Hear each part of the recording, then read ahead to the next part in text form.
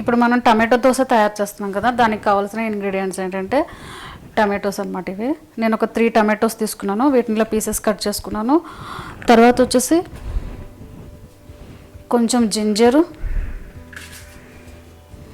అలాగే red chillies, ఎండుమిరపకాయలు అంటారు కదా అవి.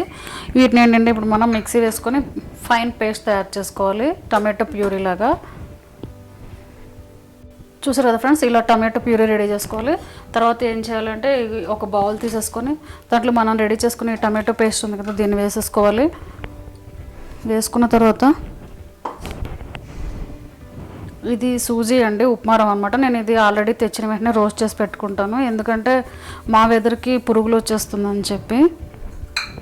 1 కప్పు సూజీ రవ్వ వేసాను, అలాగే 1/2 కప్పు వీట్ ఫ్లోరు, అలాగే కొంచెం రైస్ ఫ్లోర్ అనమాట. తర్వాత మన సాల్ట్ వేయలేదు కదా ఇంత నుంచి, సాల్ట్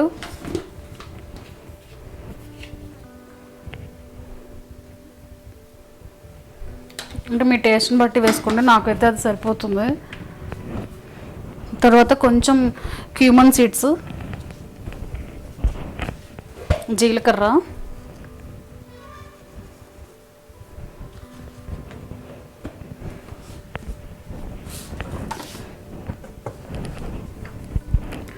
తర్వాత ఆనియన్స్,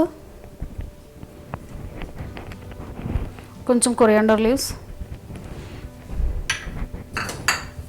ఇవన్నీ వేసి బాగా మిక్స్ చేసుకోవాలన్నమాట. దీనికి కొంచెం వాటర్ అవసరం పడుతుంది, వాటర్ యాడ్ చేస్తున్నాను, ఎందుకంటే మనం ఇప్పుడు పౌడర్స్ అన్నీ వేసాం కదా.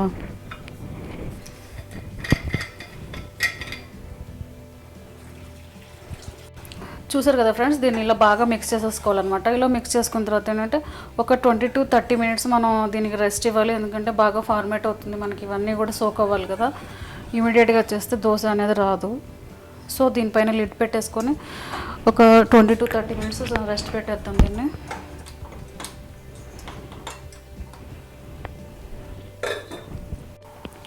చూసారు కదా ఫ్రెండ్స్, ఇది బాగా ఫార్మేట్ అయిపోయింది అనమాట. ఇప్పుడు ఏంటంటే నేను స్టవ్ రిలీజ్ చేసుకొని పెనం పెట్టేసుకున్నాను, ఇది కూడా హీట్ అయిపోయింది. ఇప్పుడు దీనిపైన మనం దోశలాగా వేసేసుకుందాము, సేమ్ మన రవ్వ దోశ ఎలా చేస్తామో అంతే.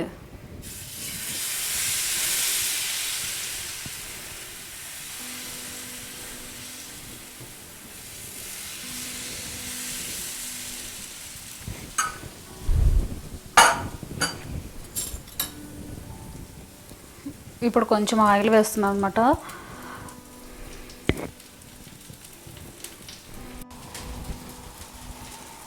కొంచెం మనకి లైట్ బ్రౌన్ కలర్ వచ్చే వరకు దీన్ని ఫ్రై చేసుకుందాం అనమాట, అప్పుడు మంచి టేస్ట్గా ఉంటుంది, క్రిస్పీగా ఉంటుంది.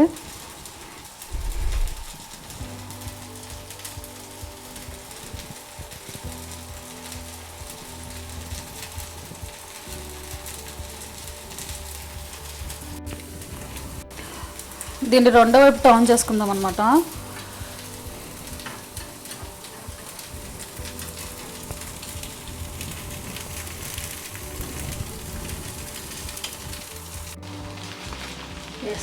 చూసారు కదా ఫ్రెండ్స్, ఇప్పుడు దీన్ని తీసుకొని మన సర్వింగ్ ప్లేట్లో తీసుకొని సర్వ్ చేసేసుకోవడమే. బాగా రోస్ట్ అయింది కదా.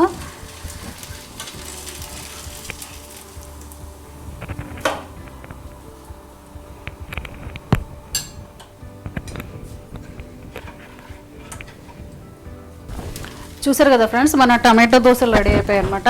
దీన్ని సర్వింగ్ ప్లేట్లో సర్వ్ చేసుకున్నారు. మీకు కనుక నా వీడియో నచ్చినట్టయితే మీరు కూడా ఇంట్లో తయారు చేసి నా కామెంట్ సెక్షన్లో కామెంట్లో పెట్టండి.